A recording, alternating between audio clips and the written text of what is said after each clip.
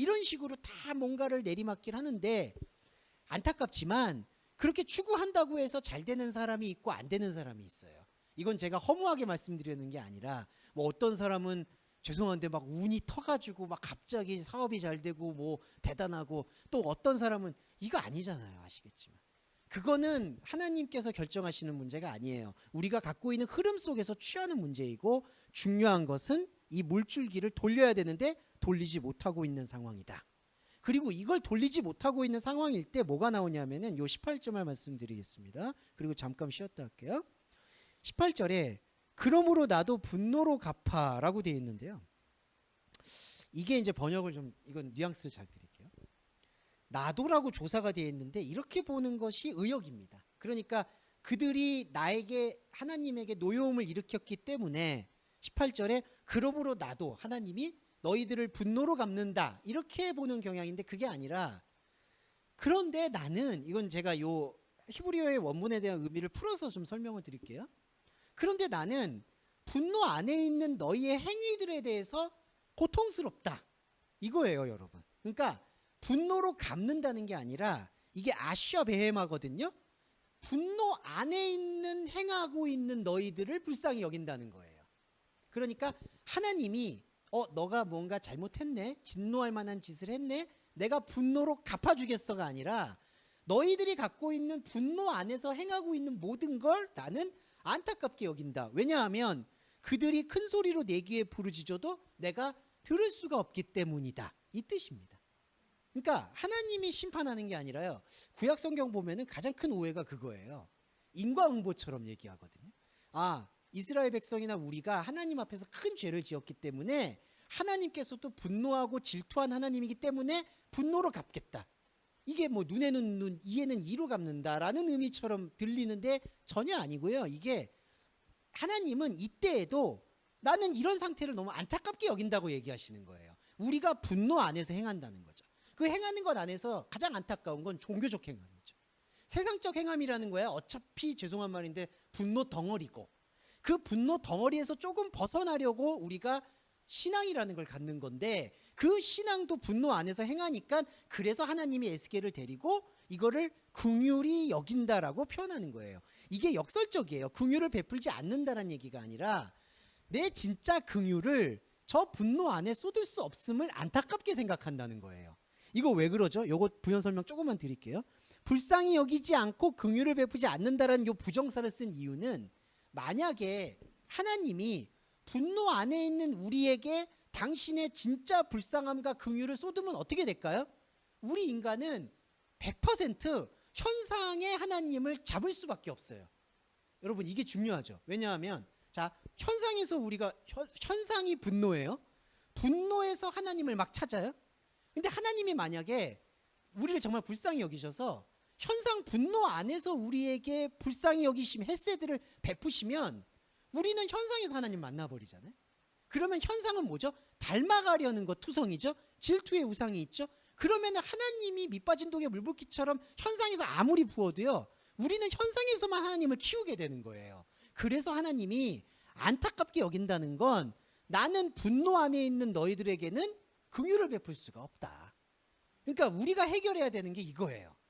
우리가 가지고 있는 모든 현상들이 이 분노 안에 잠겨 있구나. 이거를 말씀을 발견하는 게 십자가 복음이고 그래서 우리가 사실 상투적으로 그 얘기 많이 하잖아요. 성경 66권 다 십자가 복음이다.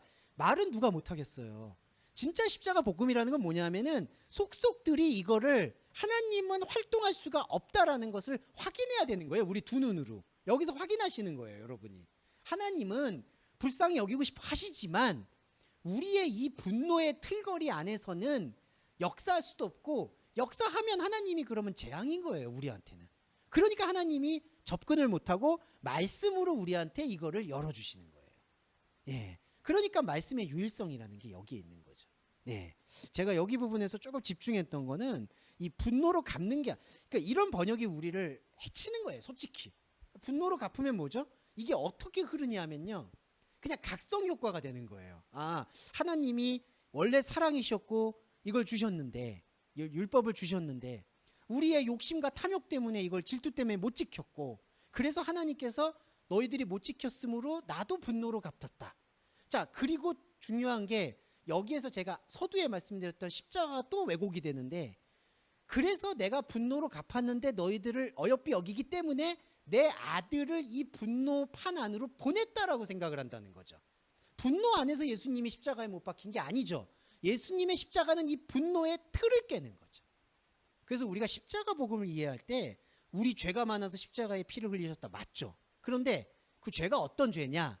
분노라는 거예요. 여기서 지금 에스겔의 말씀으로만 보면.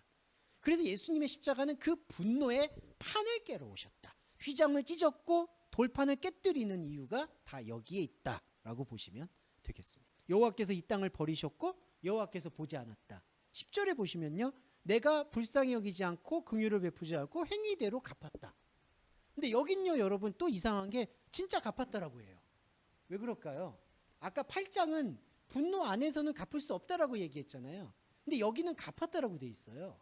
왜 그러냐면요, 11절의 생각이기 때문이에요. 이게 무슨 뜻이냐면은, 자, 서기관이라고 해서 말씀을 새기는 자에게는 표가 드러나요. 이 9장 전반부까지는 표예요. 이게 복음이죠. 복음을 통해 영적 자리를 발견해요. 그런데 영적 자리를 발견하지 않고 새기는 게 없이 그냥 죽인 자의 모습 안에서 있는 사람이 뭐냐? 서기관이 빠져있는 베옷을 입고 허리에 그릇 찬 사람이에요. 이게 그냥 혼적자라고 보시면 돼요. 여기 지금 서기관이 빠졌어요. 기록한다는 게 빠져 있습니다. 생명책이 빠져 있는 거예요. 쉽게 얘기하면. 생명책이 빠져 있는 사람한테 하나님은 그냥 이런 거예요. 땅을, 내가 율법을 지키지 않았기 때문에 땅을 버렸고 내가 행했던 대로 갚으시는 분이다. 근데 여러분, 하나님은요, 감정적으로 말씀드리는 게 아니라 절대로 이런 심판의 논리에 예속되는 분이 아니에요. 너가 뭘 하면 이렇게 하고 이렇게 하고, 그게 아니에요. 하나님의 공식과 방법은 조금 달라요. 뭐냐 하면 우리가 현상, 곧 구조적 원죄에서, 아까도 제가 사건 사고 말씀드렸지만 여러분들 안에도 원하든 원치 않든 사건 사고가 빵빵 터지고 있죠. 네, 이게 움직임이에요. 용광로처럼. 근데 하나님의 원리는 여기서 이거를 해결하는 게 원리가 아니라 여기서 이런 부분들을 잠잠하게 해서 하나님의 표를 볼 수 있도록 하는 일에 집중한다라는 그 가치관을 갖고 있거든요, 하나님은. 자, 근데 사람이 갖고 있는 것과 그래서 기도가 다른 게, 하나님이 만약에 서로 우리의 현상의 사건 사고를 잠잠해 하신다고 해도 그 잠잠하게 하는 게 우리 기도 응답이 아닐 수 있다는 거. 그러니까 자꾸 하나님의 사이클과 우리의 사이클을 조금은 맞춰가야 된다는 거예요. 무슨 뜻이냐면, 하나님은 우리 현상계에 관심이 없는데도 우리를 다스리고 인도하세요. 근데 이 다스리고 인도한다는 게 우리 방식하고 다르기 때문에 우리가 그거를 해석하기 힘들어하거나 아니면 우리식으로 해석을 하려고 한다는 거죠. 내가 애통하고 탄식할 때 하나님은 들어주시고, 그리고 설령 이번 기회에 안 들어주셔도 다음 기회에 들어주시거나 아니면 더 좋은 것으로 주실 거야 라는 어떤 그러한 자기 이론을 만들어가는 거죠. 그 자기 이론을 만들어가는 게 11절이라는 거예요. 네. 자기 이론으로 하나님을 판단하게 되는 거예요. 그러면 이 허리를 묶는다는 건요, 나를 막 다짐하고 고추 세운다는 뜻이거든요. 그러면 나를 막 다짐하고 세워가지고 채근하고 닥달해서 결국 얻게 되는 결론이, 하나님께서 내게 명령하신 대로 내가 행했습니다. 이걸 홍위병이라고 얘기하는데, 우상의 하나님에게 그냥 졸개가 돼서 돌아다니는 이런 이상한 존재가 되어버리는 게 내가 주께서 행한 대로 내가 행한 사람. 그리고 또 하나 문제는 계속 말씀드리죠. 우리가 경각심을 좀 드리기 위해서 저 자신을, 이런 사람한테 진정성이 흘러 넘친다는 거. 네, 이런 분이야말로 자기 신념에 꽉 찼기 때문에 누구 말도 안 들리고요. 그리고 탐욕적이지도 않아요. 현상적으로 보면 돈을 탐하지도 않아. 돈도 필요 없어, 뭐도 필요 없어, 나는 하나님만 필요해 라고 생각하는 그 마인드 안에서 이 11절이 나올 위험 확률이 아주 높다는 것을 에스겔이 경고하고 있는 거죠. 네. 예레미야 안에는 이런 모습 많아요. 여러분 보시면. 네. 제가 오늘은 뜬금없이 예레미야 비판을 하는데, 예레미야 안에 이런 어떤 설익은 열정이 많이 드러나요. 이사야도 마찬가지고. 에스겔이 뭐랄까 최대한 좀 뭐랄까 사람이 건조해서 그런지 몰라도 그걸 되게 절제하는 느낌을 보실 수가 있습니다. 그래서 우리 안에도 정리해 보시면 질투라는 관념은 계속 움직인다. 이거는 우리한테 피하거나 극복할 문제가 아니다. 문제는 그것이 무엇인가를 닮아가려는 것으로 가려는 것들을 복음이 끊어내고 있다. 내가 끊어낸다고 못 느껴도 복음은 그 약속을 실현하고 있다. 그래서 그리고 하나님께서는 현상 안에서 역사하지 않는다. 왜냐하면 역사하는 순간 그 하나님은 다른 신이 되니까. 오직 복음으로 우리를 출애굽시키고 있다. 그게 9장에서 말하는 표가 되는 것이고, 그 표의 유일함은 아까 말씀드린 서기관, 새기는 것 안에 있습니다. 이 새김, 말씀 새김이 우리 안에 있을 때 우리는 아까 9절에서 말하는 여호와가 우리를 버리셨다라는 얘기를 더 이상 할 필요도 할 의미도 없는 거예요. 여호와 하나님은 우리를 버릴 수도 없고 버리지도 않아요. 그러니까 그 버린다 안 버린다라는 그러한 이미지에서 우리가 완전히 벗어날 필요가 있어요. 구원을 받냐 안 받냐, 천국을 가냐 안 가냐, 이제 이런 맥락이 아니라 구원을 살고 천국을 산다라고 생각을 하시면서 이 표를 계속해서 하나님의 영역으로 옮겨가는 것에 집중하시면 좋겠습니다. 네.